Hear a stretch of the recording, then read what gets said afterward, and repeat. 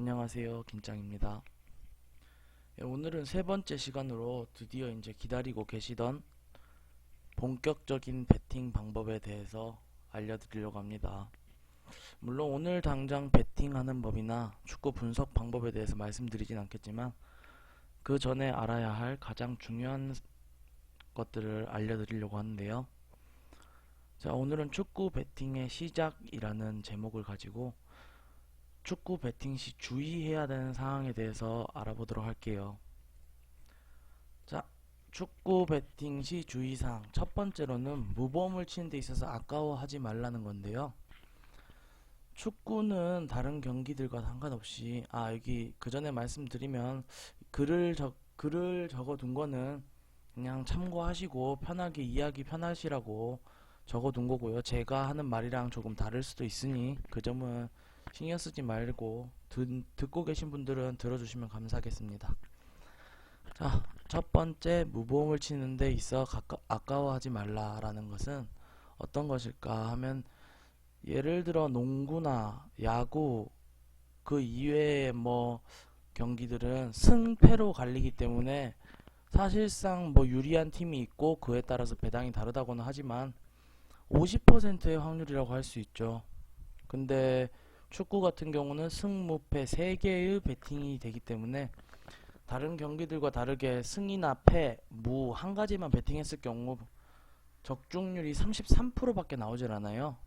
이 점은 초등학생들한테 물어봐도 알 거고, 그렇기 때문에 무보험을 치는 데 있어서 무보험을 치게 되면은 승무 또는 무패를 베팅했을 경우 승률이 66.6%가 나오게 되는데요.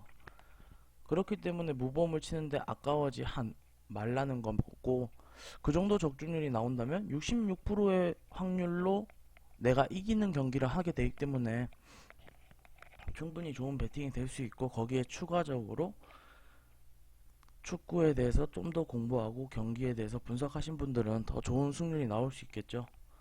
그러다 보면은 더 고배당인 경기에 있어서 충분한 승률이 나올 수 있을 거라 생각합니다. 하지만 이 점을 지키지 못하는 이유로는 무보험을 치는 금액이 아깝다고 생각하시는 분들이 많기 때문인데요. 물론 무보험을 치는 데 있어서 경기를 승승 두 개를 묶었을 경우 A, B, C, D 4개의 팀의 경기가 있다면은 A와 B의 경기에 A승, C와 D의 경기에 C승 두 개만 묶어서 3만원을 베팅하는 것과 A와 A승, C무, A승, C승에 베팅을 했을 경우 같은 3만원을 베팅하다가 더 조금 금액이 들어갈 거고, 만약에 승승이 났을 경우 무보험을 괜히 쳤다라는 생각이 들 수밖에 없는 거고, 그만큼 수익은 적게 나기 때문에 이러한 것을 지켜주지 못하고 있는데요. 이것을 지켜주게 된다면은 더 좋은 적중률이 나와서 더 좋은 승률을 가져오면서 더 많은 수익을 낼 수 있을 거라고 생각합니다. 제가 현재 라이브 스코어라던가 다른 곳에서 활동을 하다 보면 승무가 무슨 픽이냐 라는 분들이 많으신데요. 저는 지금도 생각하는 게 항상 그렇습니다. 필승인 팀을 찾는 것보다는 필패인 팀을 찾는 게 더 좋은 배팅법이라고 생각하는데, 필패라기보다는 이 팀은 절대 이길 수 없는 팀의 배팅, 그 팀의 반대에 배팅하는 게 더 좋다고 생각합니다. 예를 들어 A와 B팀의 경기가 있을 때 B팀은 A팀에게 절대 이길 수 없다라는 가정을 세우는 게 조금 더 좋은 방법일 것 같고, 그렇게 됐을 경우 A팀의 승과 무를 베팅했을 경우 좋은 결과가 나오겠죠. 이런 점을 생각해서 저는 무보험을 치는 데 있어 아까워하지 말라라는 것을 가장 첫 번째 주고 가장 중요하게 생각하고 있고, 이 점 알아주셨으면 좋겠습니다. 자, 다음은 경기 시작 전 최대한 가까운 시간대에 베팅하라 라는 것인데, 모든 경기, 축구를 제외하고 또 많은 경기들이 그렇지만 사람 일이는 어떻게 될지 모르고 앞으로의 미래에 대해서는 아무것도 예측할 수 없기 때문에 축구를 만약 베팅했을 경우, 예를 들어 바르셀로나를 베팅하는 데 있어서 메시가 빠진다면은 그만큼의 승률이 많이 떨어진다고 생각할 수밖에 없는데, 내가 베팅을 하고 뭐 한두 시간 내에 뭐 한 5시간 뒤에 경기가 있는데 한두 시간 내에 메시가 급한 일이 생겨서 또는 갑작스런 부상을 당해서 경기에 뛰지 못한다 라는 것은, 똑같이 바르셀로나가 이기더라도 그 뒤에 메시가 빠진다는 정보가 입수된 뒤 배당이 올라갈 거고, 그러면은 배당은 손실을 보는 결과밖에 초래하지 않고, 만약에 지게 된다면은 내가 조금만 더 늦게 베팅할 거리라는 후회를 남기기 때문에 가장 가까운 시간대에 베팅하는 게 좋습니다.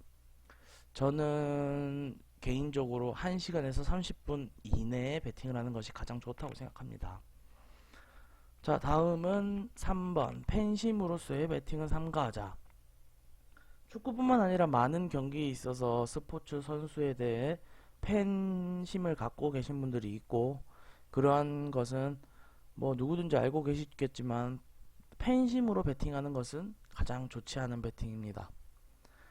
가끔 어떤 분들은 애국뱃을 해야 된다 라고 하시는 분들이 있는데, 물론 애국심을 갖고 애국뱃을 하는 것은 좋은 일이지만, 저희는 베터로서 더 많은 수익을 내고 더 좋은 승률을 내기 위해서 베팅을 하는 것이지, 누군가에게 도움을 주거나 팬심으로 베팅을 한다는 것은 그렇게 좋지 않다고 생각하고, 하지만 뭐 소액으로 뭐 내가 이 정도는 버려도 되는 돈이다 라고 생각하시는 금액 정도로 팬심으로 베팅하는 거에 대해서는 제가 반대하지는 않습니다. 물론 팬심을 무시할 수는 없으니까요. 자, 다음 4번에 대해서 말씀드리겠습니다. 4번은 답홀더는 항상 조심하자. 이거는 축구 베팅 시 주의사항이 아니라 그냥 토토를 할 때 있어 베팅 시 주의사항이죠.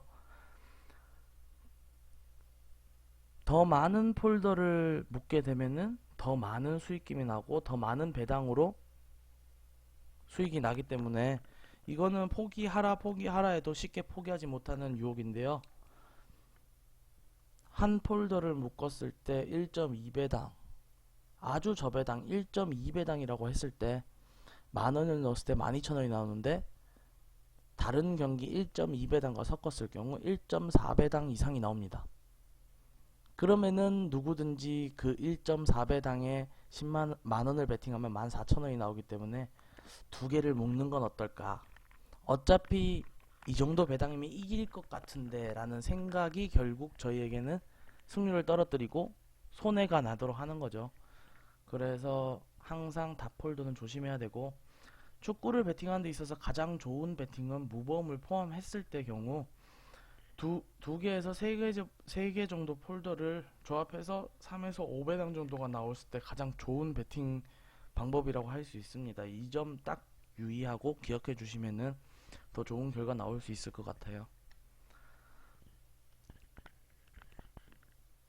다음 5번, 여러 분야보다는 축구를 하기로 마음먹었으면 축구만 연구하자. 이거는 다른 부분에 연구를 하기로 하신 분들도 포함되는 건데, 축구를 연구하고 분석하기로 했으면 축구만 베팅하는 게 맞지, 괜히 이 축구 하시는 분이 야구에 있어서는 내보단 제가 더 낫더라 라는 생각을 갖고 다른 분의 픽을 보고 베팅을 하거나, 오늘은 내가 분석한 축구에 야구 이거 하나만 끼자 라는 생각을 했다가 부러지는 분들이 많거든요.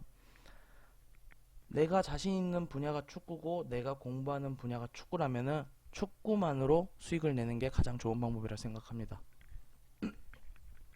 특히나 뭐 야구나 농구처럼 시즌이 있는 것이 아니라 축구는 1년 365일 계속되는 경기가 있고, 물론 경기가 현저하게 줄어드는 경우도 있지만 거의 모든 날에 베팅이 가능하기 때문에 저는 축구를 베팅하고, 축구를 만약 공부하시는 분들 같은 경우는 다른 경기를 건들지 않고 축구만 하더라도 충분히 365일 수익을 낼 수 있을 거라고 생각합니다. 자, 6번 자신의 분석을 믿어라. 이건 어느 정도 공부가 되신 분들에게 생각 맞는 말인데, 자신이 어느 정도 공부를 했고 축구 배팅을 하는 데 있어서 물론 다른 사람들의 의견을 종합해 보는 것도 물론 좋은 방법입니다.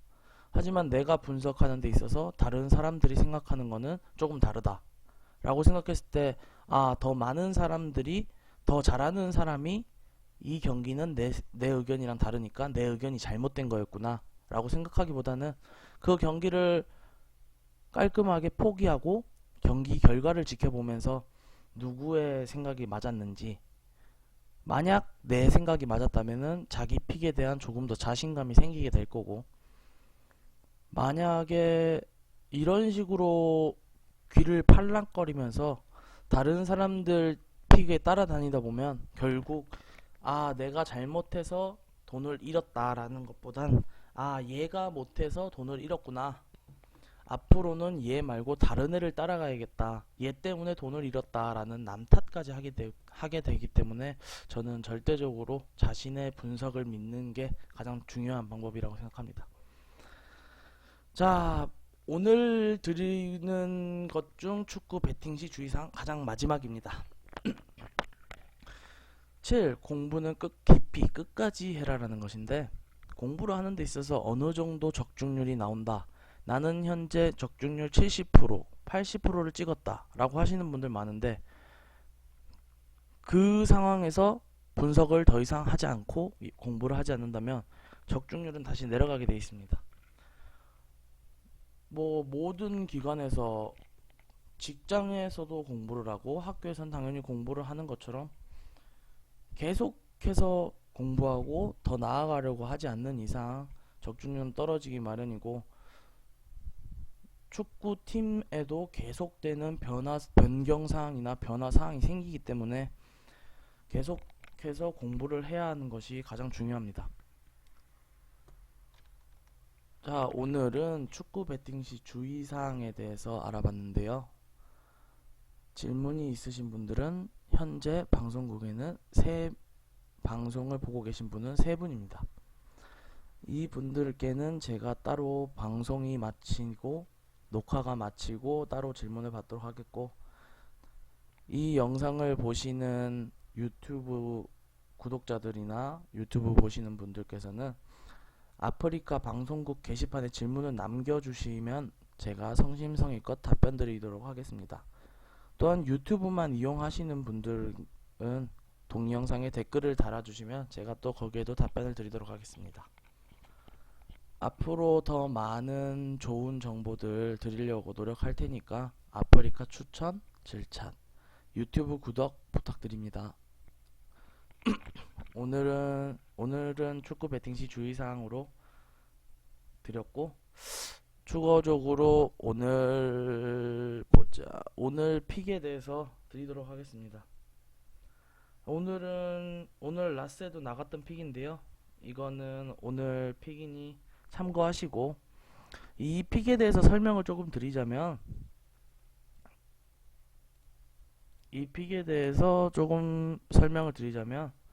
자, A 조합 같은 경우는 제가 주력으로 가는 경기고요. 이 경기에서 조금 불안한 경기를 빼겠다라고 하신다면 개인적으로 포르투 로마 2.5 오바를 빼는 것을 추천드립니다.